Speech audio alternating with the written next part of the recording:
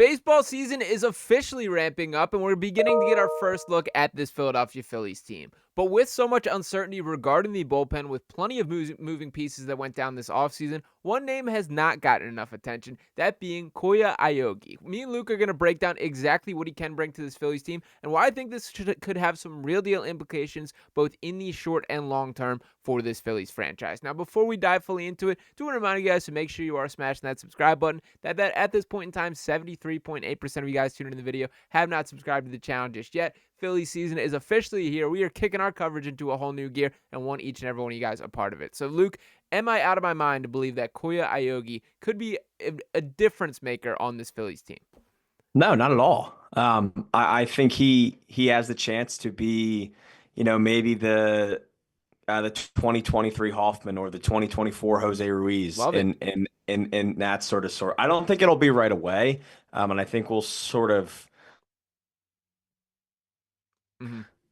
look at what the bullpen looks like right now. But I don't think it'll necessarily be right away. I think they're going to give him a little bit of time. I think they have about one hole right now, and I think unless there would be a trade, I think Walker probably has that hole in the back end. Yeah. But I think eventually, I think they are going to give him a shot. Yeah, and to kind of set the stage for who exactly is this guy and what he brings to this Phillies team, did want to reference this nice write-up from MLB.com that starts off saying, Aoyagi has pitched 9 seasons in Japan's professional baseball league. He's a 3-time All-Star, most recently in 2022 with the Houston Tigers. Or not Houston Tigers, but another Japanese team there. And continues on. The quote that I really wanted to highlight from him specifically was really about his outlook. And this article writes up, he was asked initially about his sidearm approach, which I think is kind of relevant and a cool little different flavor to have in this Phillies bullpen. As Dave Dombrowski referenced, you can't have guys of all the same style, but there is a long-term play here as well. And Aoyagi himself has referenced that, saying, quote, me pitching the big league mound would definitely bring some attention to the Phillies. They'll be able to recruit more Japanese players, so that would be a big thing. And I absolutely do think that is a big part of this story. For starters, I am a believer in the talent that I think it's having, like I said, a different style of pitcher coming out of the bullpen is a nice piece to have here. And with all the moving parts of the bullpen, it will be interesting to see how it plays itself out. But you've talked about this before, Luke. The Phillies have been really itching to get into that Japanese market. This is just the 3rd Japanese player to represent the franchise. Do you see the long-term play in here as well? Yeah, I hope so. I think that really had to be their starting plan. I think the point sort of tap into that market. It's starting to become a more popular market year after year. I mean, you've seen guys like Yamamoto, Sasaki, Ohtani. I mean, and there's been so many more, and that's really just sort of highlighting the big 3 as of Major League Baseball right now. But they're trying to get into this market because a lot of these Japanese players are really freaking talented. Yeah. And I think once you get one of them, it's easy to get more. They want to be familiar with the organization. They want to go to an organization, sort of want to be in an organization where they know that they're respecting the Japanese players.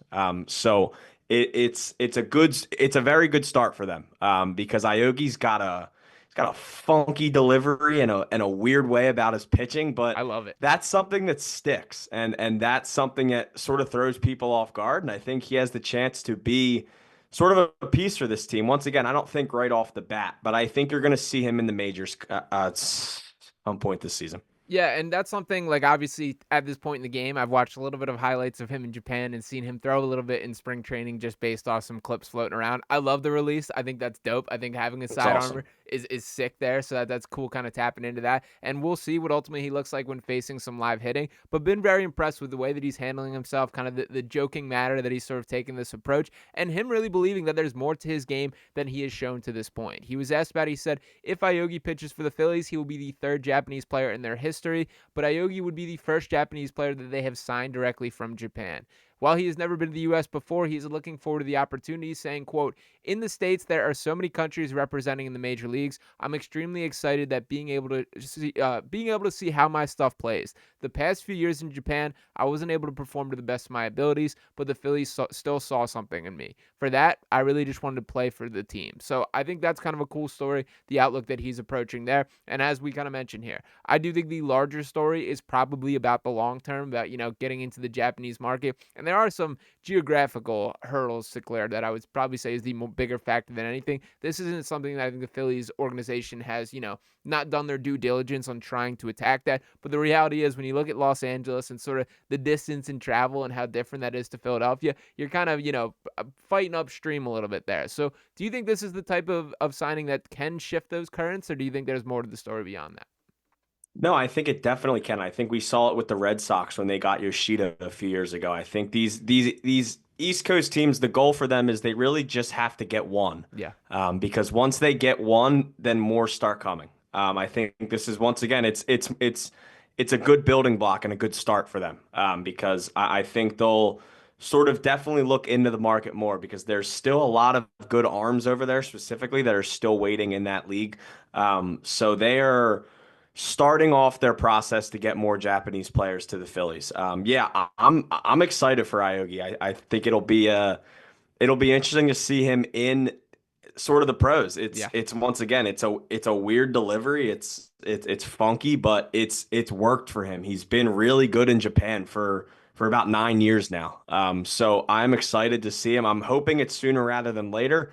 But even if we don't think the Phillies bullpen is necessarily great heading into this year, they do have a lot of options. So they're pretty loaded on options. It's really sort of just a matter of who fits. Yeah, and that's sort of been the tactic from this bullpen as a whole, that they've, I guess, strayed away from the more traditional approach of having a closer, having a setup man, sort of having your order, that this organization has really leaned into. We're buying into matchups. We're getting the guys that we believe statistically stand up the best way, and that's how we're going to use them, regardless of what inning of the game or whatever the state is. And that does directly seem to the approach to be this bullpen this year. Guys like Jordan Romano, guys like Matt Strahm, that we understand the mindset here. Now, you mentioned as far as the bullpen as a whole feeling pretty set. Are there any points of concern that you would have, whether that is like a long relief guy, a true traditional closer, which I still probably would not say that they have? What is your level of concern or confidence in this bullpen currently? Yeah, so as far as the bullpen as a whole, I mean it's hard for me to sit here and say it's better from last year because I don't think it is. But I think they have the chance to be good. They obviously they really like Romano. It seems that he's fully healthy. That was really the big addition. It seems like they really like Joe Ross. Yeah. He's been a guy that when he's in that sort of reliever role, he's done very well. The ERA is a lot lower in the career when he's a reliever compared to a starter. From what it seems like down in camp, they're going to treat him like a starter. They're going to sort of warm him up into the season as a starter, but he's not going to start. They're sort of going to have the arm ready to be able to pitch multiple innings in that sort of like wingman role. I think it'll be similar for Taiwan because I do once again think that he will make the roster and will probably be in the bullpen. Yeah. I think they'll sort of use Taiwan on maybe on days where Ranger can't go 5, 6, 7 innings. Maybe they'll throw him in there, but maybe that'll also be the Joe Ross spot. As far as the top half of the bullpen, I still have all the confidence in the world in Matt Strahm. Basically, I'm basically there with Orion Kerkering as well. As far as Jose Alvarado, all the signs are pointing to. I mean, he's in the best shape of his pro career right now. Yeah. And I'm not saying that's going to translate to a 0 ERA. But it's a good start for Alvarado, and I think there's a very good chance for him to have a bounce back year. He was throwing a bullpen the other day, and I can't remember. I believe it was Brandon Marsh walked by a reporter, and he said, yeah, Jose still got it. There's a lot of bite on the fastball still. So I think the bullpen has the chance to be really good. I just think they basically have to play like it. I think they have the top half, and even though you lose Hoffman and you lose Estevez, I still think a top half of Romano, Strahm, Kerkering is still really good. It'll sort of be the sort of what do you get out of the middle? Do you get another great season from guys like Jose Ruiz? Tanner Banks. What do you see from Tanner Banks? Yeah, I don't think Tanner Banks is going to be throwing ninth innings, but there's going to be times where Banks is going to need to pitch a seventh inning in a one-run game. What do you get from guys like that?